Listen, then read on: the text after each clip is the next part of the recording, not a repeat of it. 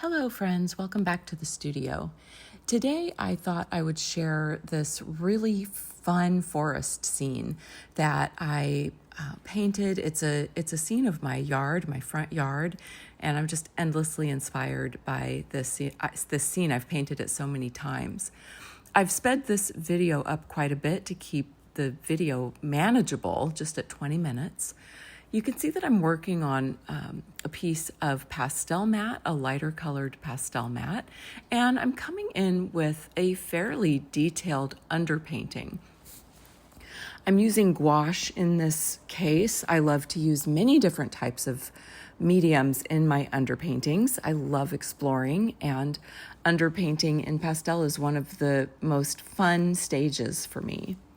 I'm using a pretty limited palette here. You can see that I'm working mostly with warms. I'm coming in with a lot of kind of maroons, these very dark, warm trees. And the reason that I'm doing that is because this scene has a lot of green in it. And the way that I think about it often is one of the ways that we can sort of be sure that we're not going to overwhelm a scene that has a lot of green with, say, its greenness, which is actually a real problem for artists. We can offset that green with its complement. So the complement of, or the opposite on the color wheel, which is the complement of green, is red. And so I'm working in this very red family. And I'm really just establishing my big shapes. So if you really take a look at the way that I'm approaching this underpainting, while there are a few smaller detailed shapes that I'm putting in, such as those thinner tree trunks, for the most part, I'm focusing on the big shapes. This is one of the fundamental aspects of painting, really to get in your big shapes first. A lot of beginners want to start with all of that detail, and the way that we learn to paint and see things as an artist is to start big and work down into detail. If we start with the detail first, it just makes things overwhelming, and our scene can very often end up looking too busy because we're really focusing on the wrong thing first. So what I'm really looking at when I talk about the big shapes are the values, right? So I've got this very dramatic value driven scene, and I apologize for the little skip in the video there. I must have missed recording a little section, but anyway, what's important is seeing the value shifts in a scene like this. And so if I can accomplish that in my underpainting, even though I'm using these colors that are not local colors at all, right? I mean, we don't have a scene like this that we would walk out into nature and see. We don't see these colors, but if I can get the value correct with these red, warm colors in my underpainting, then most of the work will actually be done for me. A portion of the work will be already completed, because then I don't have to worry about the value anymore. Then I can just start to think about temperature and hue and saturation. And that's when we really start to build the atmosphere. So here you can see that gouache dries quite a bit darker than it appears when you are laying it down. And that's just one of the kind of strange characteristics of gouache. If you haven't worked with it, it's something to be aware of, and it takes a bit of a learning curve. It really does dry quite a bit darker when you're working with your lights. And sometimes the darks dry lighter than they look when you're laying them down. So something fun to experiment with. You can see that I actually am kind of mixing it up, and I'm still working with my underpainting a little bit here. And I'm coming in with some dry pastel and then working over it with some alcohol.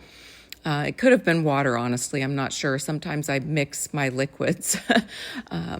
But now I'm starting to come in with more of my local color.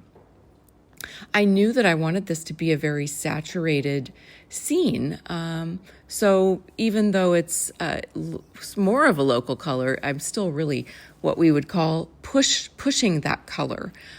So we normally, wouldn't see these very, very chromatic greens even in a forested scene like this. But I like to push boundaries, and sometimes that takes being a little fearless. And oftentimes when I'm painting, I'm not sure that it's going to work out. To be frank, I don't really do value studies. I'm too impatient of a painter. So oftentimes I just go right in with the pastel and see what happens. I think that's part of what's fun for me about painting.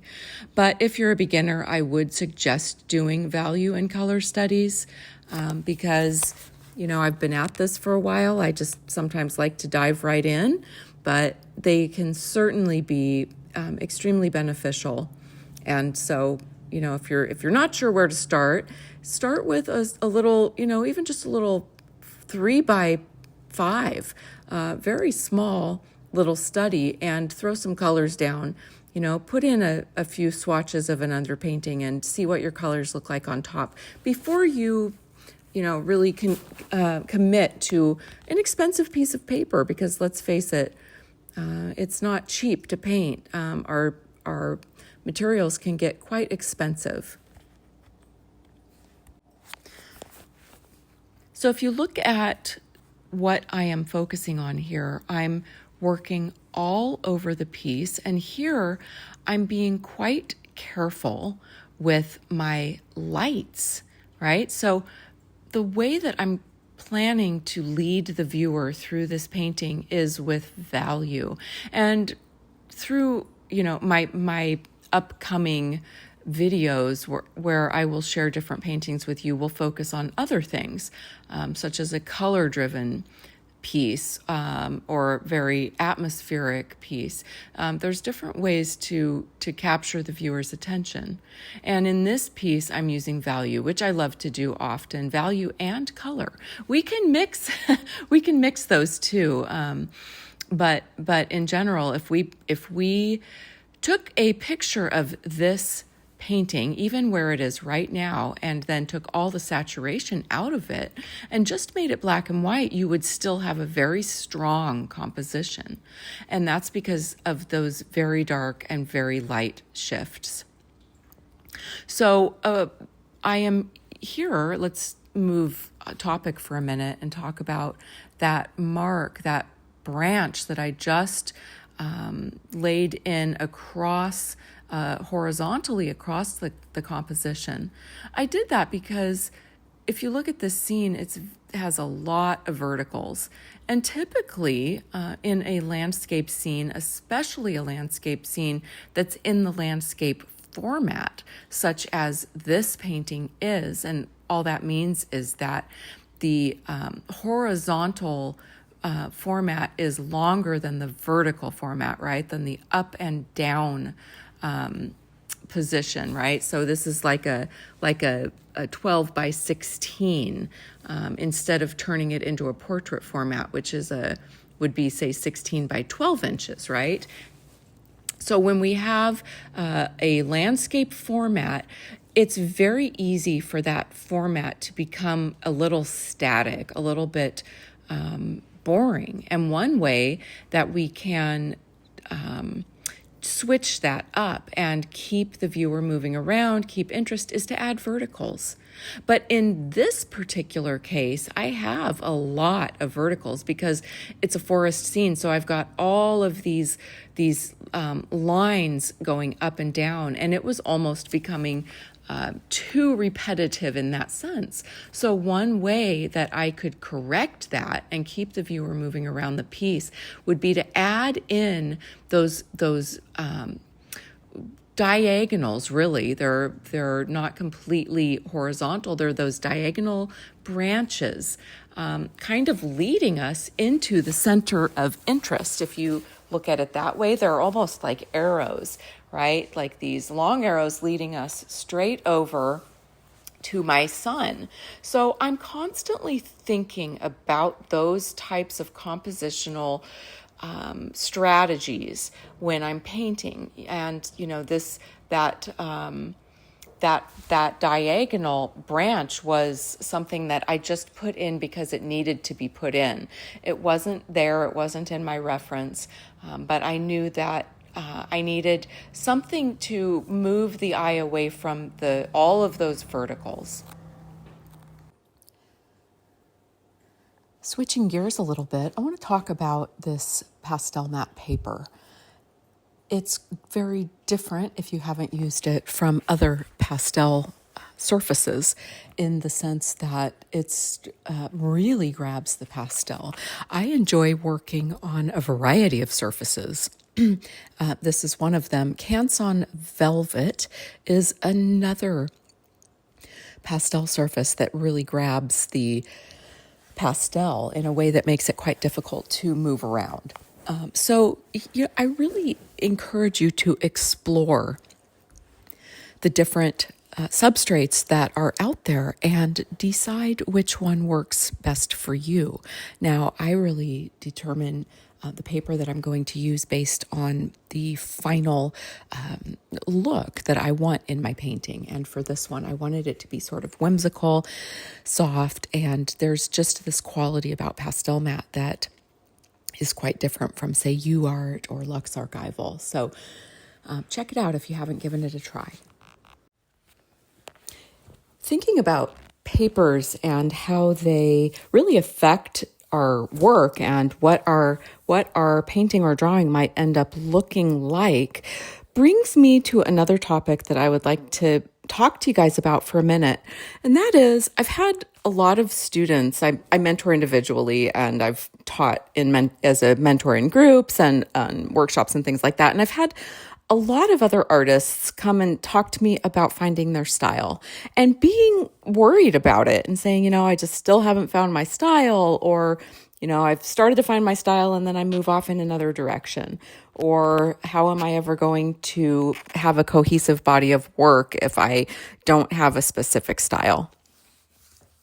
I believe in experimentation, and I believe that we all already have our style. It's inside of us. It's part of who we are. And so you're not going to, it's already there. Don't worry about finding it. It come out. It will show itself to you when you've painted enough paintings and done enough drawings. So I encourage you to just experiment. I don't worry about that. I've never been somebody that's worried about that. I'm just more concerned about getting the mileage and experimenting with my materials and coming at my work with a sense of openness and curiosity. I think that having that kind of an attitude will take you a lot farther towards your style emerging than if you consciously, awkwardly try to work on it. So put yourself really into whatever it is that you're doing at the time and paint a lot. Paint every single day if you can. Let's talk a little bit more about color. So this scene is really moving beyond local color, of course. And I would even venture to say that perhaps it's not leaning outside of local color, but it's the saturation is extreme.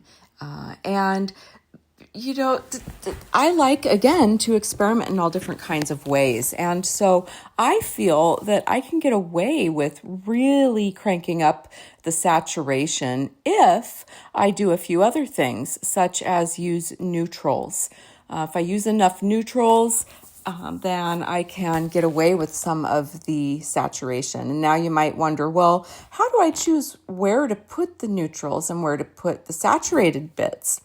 And, in this particular piece, because I'm going to answer that way because each painting the answer to that would vary depending on the scene and what I'm trying to accomplish. In this particular piece, I'm choosing that the light, right? So the higher values where literally it's light, it's sun shining through, creating these shadow shapes. And I'm going to choose the lighter area to really pump up the saturation in my yellows and oranges.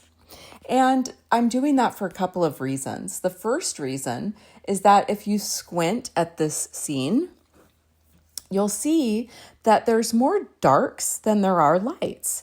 And so already I have the interest of the viewer focused on my light areas, the light shapes in the scene, because there's not as much of them, right? So when there's not as much of something, it's suddenly more important. Think about that. I think it was Matisse, it's one of my favorite sayings, who said, a thimble full of red is redder than a bucket full. If we have an entire canvas just filled with red, it's really not going to be that important. But, think about, there's this painting by Monet that I'm thinking of. I can't think of the name of it, but it's a very, very gray scene. It's a early morning, misty gray morning over some water, and there's a very orange sun that is shining through in the sky, and it's the only point of saturation in the entire painting. And if you squint down, it's quite interesting, because if you squint down or if you turn that scene into a black and white and desaturate it, you can't even see the sun at all. It's the exact same value as the grays and the rest of the scene. So just an interesting point. I'll see if I can find the name of that painting and put it in the description box. But the reason that I'm saying all that is because since I've already captured the viewer's attention by keeping the light shapes less important because there's less of them than dark, then I can further amplify that design in my scene by intensifying the hue, by intensifying the saturation of those light shapes, right? So constantly thinking about design, constantly thinking about the composition, the saturation, the values and the temperature, right? So there's varying temperatures. Look at this little accent that I'm putting in. Very, very cool, right? Did you see that kind of a teal that I just put in? When you look at this scene, it's mostly warms. There's lots of warm greens, those really warm yellows and oranges. If you look down in the lower right, there's those really earthy kind of brownish oranges and reds, as well as in the tree trunks. So thinking about design again and leading the viewer around this piece, I decided strategically to take little tiny bits, just little dots of a very saturated, cool color, that turquoise color. So instead of these warmer greens, that cooler little pop of color will really move the eye around. I really had fun creating this piece. I just love playing in this very impressionistic way with little broken bits of color that really meld together to create an overall impression of the scene. I hope you enjoyed coming along with me, and let me know in the comments what you would like to see, what you'd like to talk about or learn. I'm happy to share with all of you. So again, thanks for joining me, and I'll see you next time.